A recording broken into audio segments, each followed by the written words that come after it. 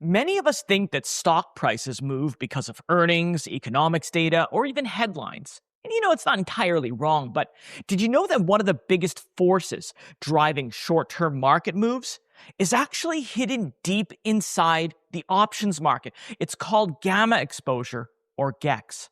This single metric can often determine whether the market stays calm, explodes higher, or just completely falls apart. And buried within that metric is an ever-moving line that institutional investors use as a signal to either buy or sell. In this video, I'm going to explain what gamma exposure is, how gamma flip can change market behavior, and how you can use GEX to make better trading decisions. So let's start by defining what gamma is. Gamma is an options Greek that measures how quickly an options delta changes when the underlying stock price moves. Delta estimates how much an options premium will change for every dollar move in the underlying stock. So the higher the gamma, the faster the options delta changes as the stock rises or falls. Now, on its own, gamma is important for options traders, but when you aggregate gamma across thousands of options contracts at different strike prices, along with their open interest and underlying price, well, you get something much more powerful, and that's gamma exposure, or GEX. Now, to understand gamma exposure, you first need to understand the role of market makers, also known as dealers. Whenever you buy or sell an option, there's usually a market maker on the other side of the trade. These are your banks, the investment firms, the specialized trading companies that keep the options market running smoothly. They hold large inventories of stocks, options, and other securities, allowing them to buy from sellers and sell to buyers almost instantly. But market makers don't want to make the big bets on whether a stock goes up or down. They're continuously buying and selling shares to remain market neutral. And that's where gamma exposure comes in. This metric measures how much market makers may need to adjust those hedges as the stock prices move. Think of them kind of like shock absorbers in the car. Market makers can smooth out the bumps in the road by absorbing buying or selling pressure, and this adds liquidity and keeps the markets relatively stable, and emphasis here on relatively. But under certain conditions, those very same market makers can actually stop acting like shock absorbers and start acting like the engine, pushing the market even harder in the direction that it's already moving. And whether the market makers dampen or amplify volatility is going to depend on one single thing: whether the market is in a positive or negative gamma environment. So let's have a look at the difference between positive and negative gamma. Remember, market makers are constantly buying and selling positions to remain market neutral. As stock prices move, the risk of those positions changes, forcing market makers to adjust their hedges. In a positive gamma environment, those adjustments tend to run counter to the market's current direction. Let me give you an example. A stock goes up from $100 to $102. As the stock moves higher, those options become more sensitive to stock price changes. To stay hedged, market makers may actually have to sell some of the shares they already own. On the flip side, if the stock falls from $100 to $98 instead, those options have become less sensitive to future price moves. And to maintain that hedge, market makers may actually need to buy additional shares. Notice the pattern here? When prices rise, market makers sell. When prices fall, market makers buy. They're effectively trading against you. And the result is a market that tends to be calmer, less volatile, and more range-bound. This is why stocks in a strong positive gamma environment often seem pinned to certain price levels. Large rallies struggle to gain traction. Sell-offs tend to find support, and breakouts frequently fail. Meanwhile, stocks in a strong negative gamma environment often experience larger price swings.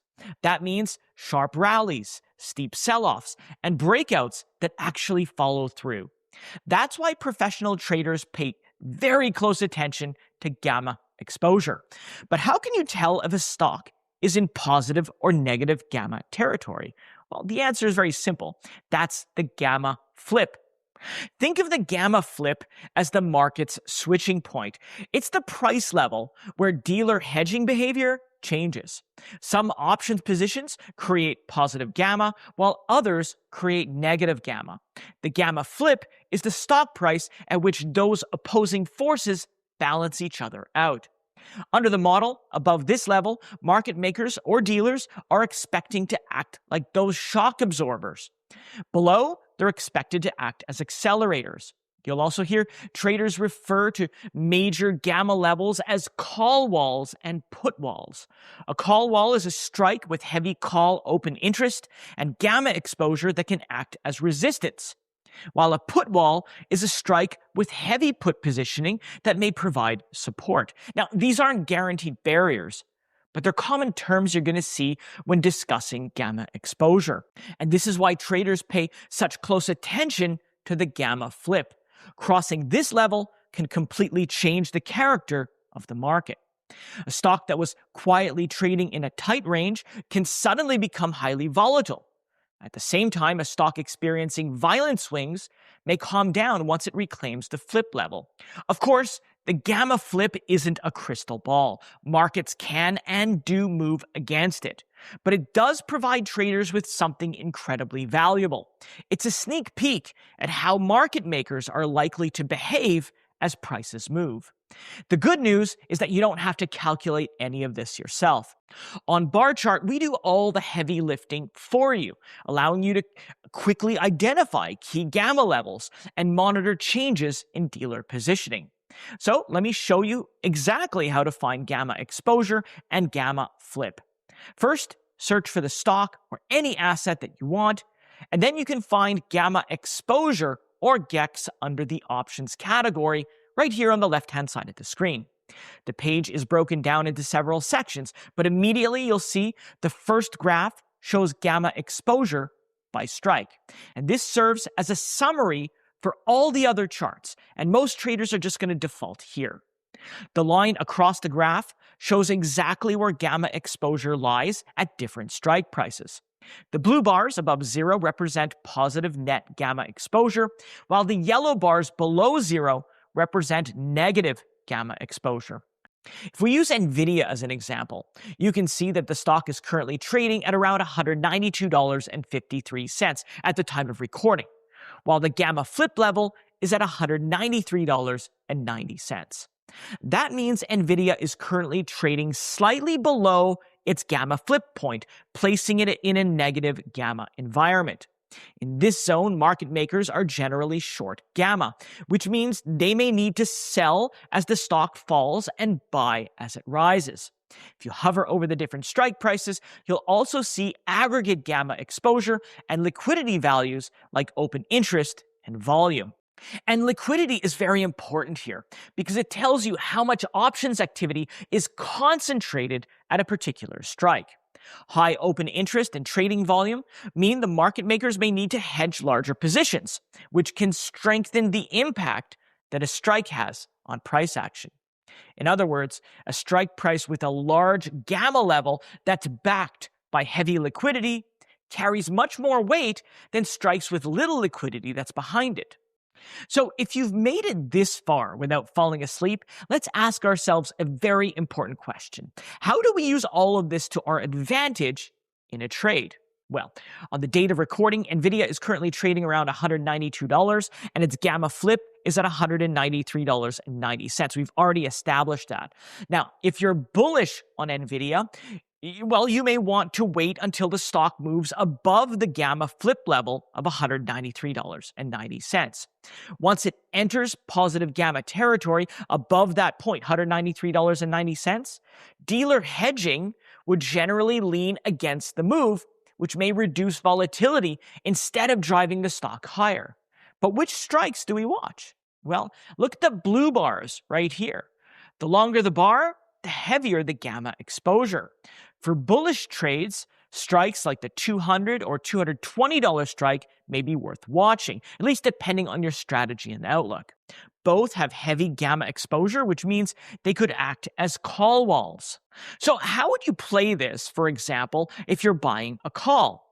Well, if Nvidia breaks above the gamma flip line and shows some strong momentum, you might buy a $200 strike call if you expect it to continue moving higher.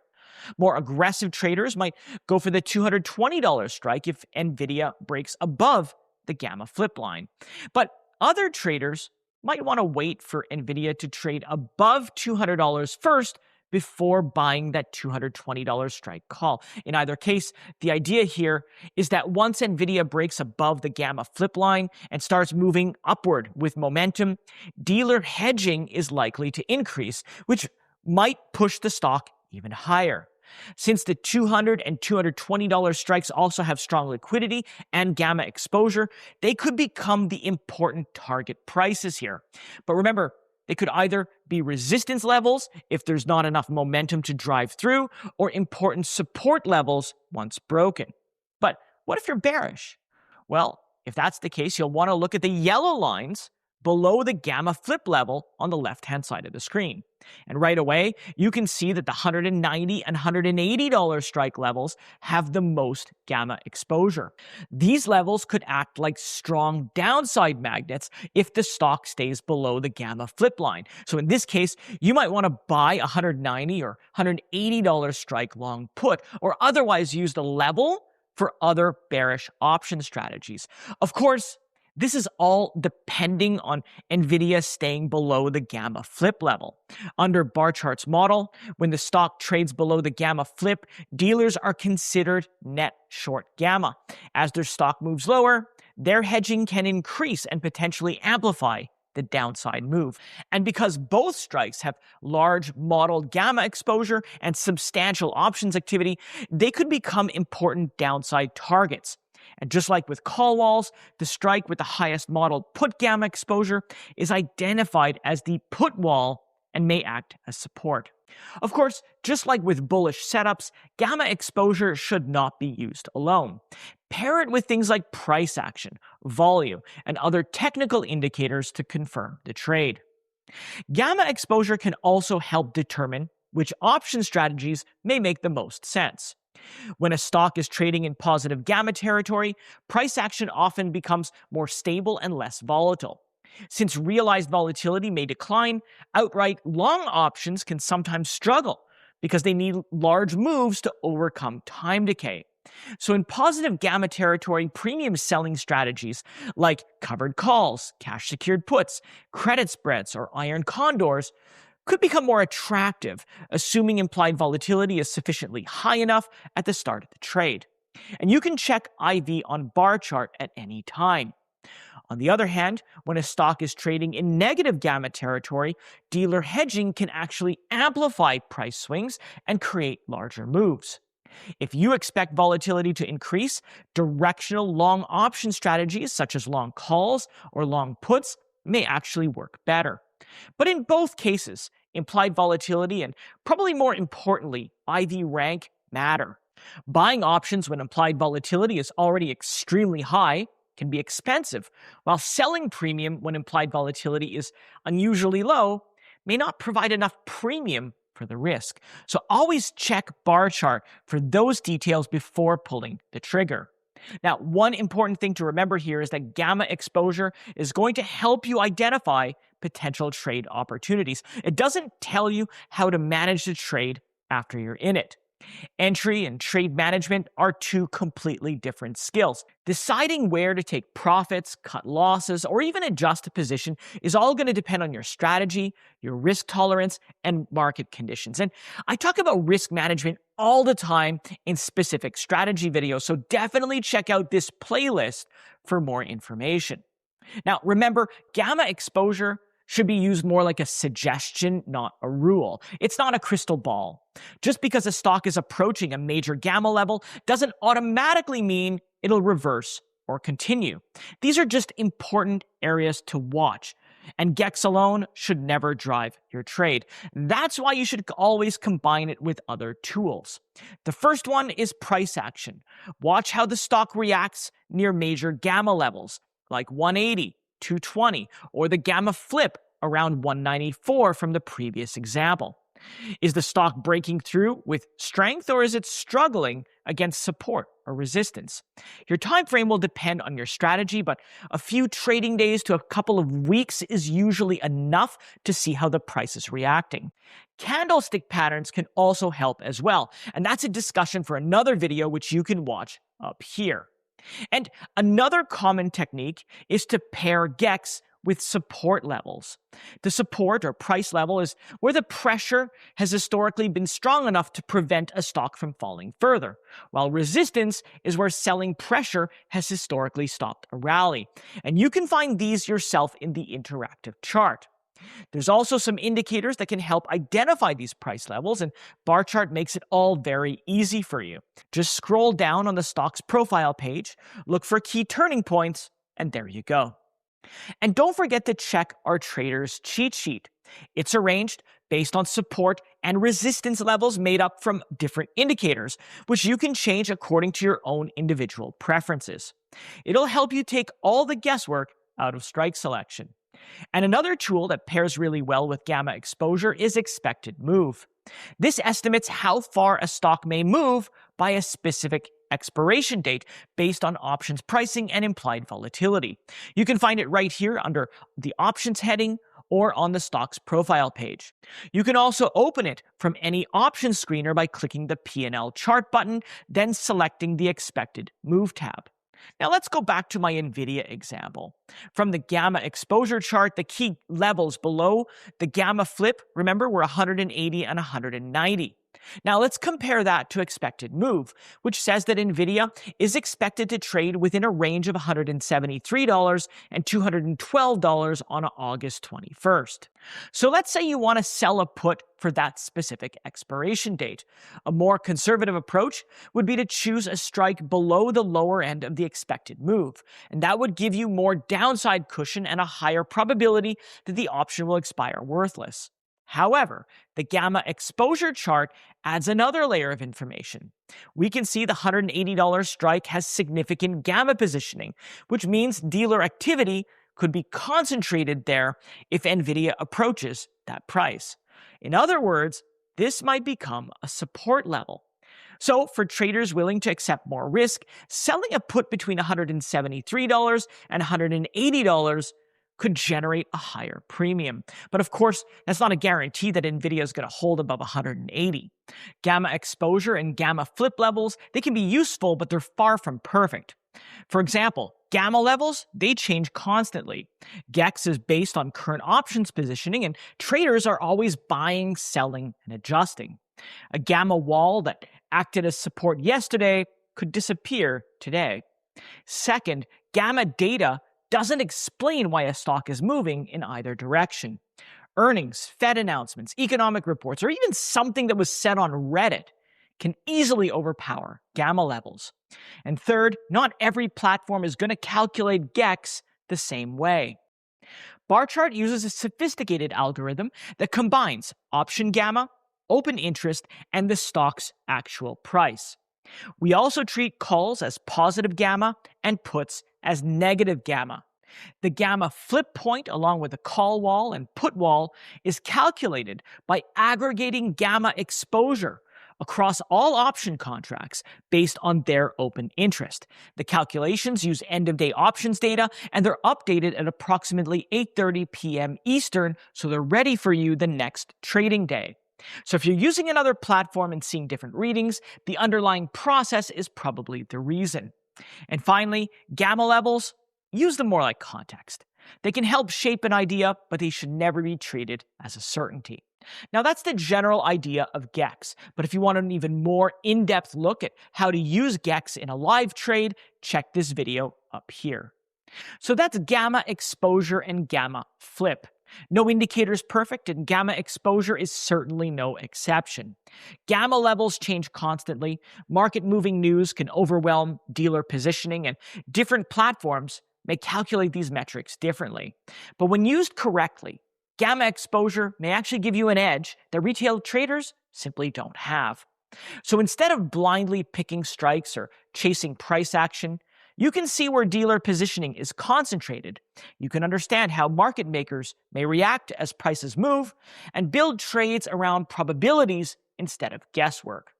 Pair gamma exposure with price action, support and resistance levels, and tools like expected move, and you'll have a stronger framework for making better trading decisions.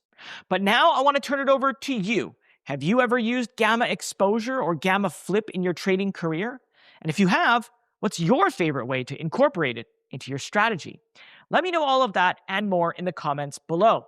And while you're there, if you found the video helpful, don't forget to like and subscribe, because it really does help others find a video. It supports the channel, and it makes sure that you don't miss out on our next deep dive. Well, that's it for me today. Thank you so much for watching, and I hope to see you again here on YouTube. Bye for now.